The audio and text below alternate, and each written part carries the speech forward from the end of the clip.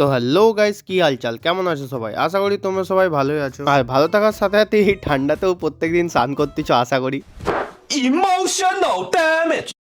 আর এই ঠান্ডার মধ্যেও যারা আমার রেগুলার ভিডিও দেখো তারা তো জানোই যে আমি একটা নতুন হোম থিয়েটার বানাচ্ছি। আর যদি কেউ আগের ভিডিও না দেখে থাকো তাহলে এই ভিডিও শেষে গিয়ে অবশ্যই দেখে আসতে ভুলবে না। তোমরা তো আগের ভিডিওতে দেখেইছো যে আমার ট্রান্সফরমার ফুল কানেকশন হয়ে গেছিল। এবার সেই কানেকশন গুলোরই উপর দেখো হিটসিং টিউব লাগিয়ে দিচ্ছি যাতে ট্রান্সফরমারটা শক প্রুফ হয়ে যায়। আর ট্রান্সফরমারে এসি আর ডিসি লাইনে হিটসিং টিউব লাগানো হয়ে গেলে বেশি না দেরি করে স্পিকারের প্লাস আর মাইনাসটা কানেকশন করে নিলাম। স্পিকারে প্লাস মাইনাস কানেকশন হয়ে গেলে এবার হিটসিং টিউব দিয়ে দেখো ওটাকে ভালো করে হিট দিয়ে সিকিউর করে দিলাম। আর কি, তারপর যখন স্পিকনের ফিমেল কানেকশনটা করতে যাই দেখলাম নিচে তো হবে না, বহু চেষ্টা করলাম। তারপর আর কি প্লাস দেখে একটা जुगाड़ू স্ট্যান্ড বানিয়ে নিলাম যাতে করে লাগাতে সুবিধা হয়।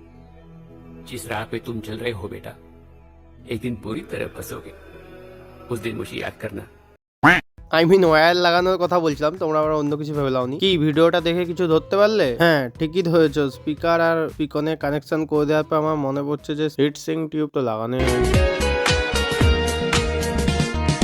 बड़ा समझाया तेन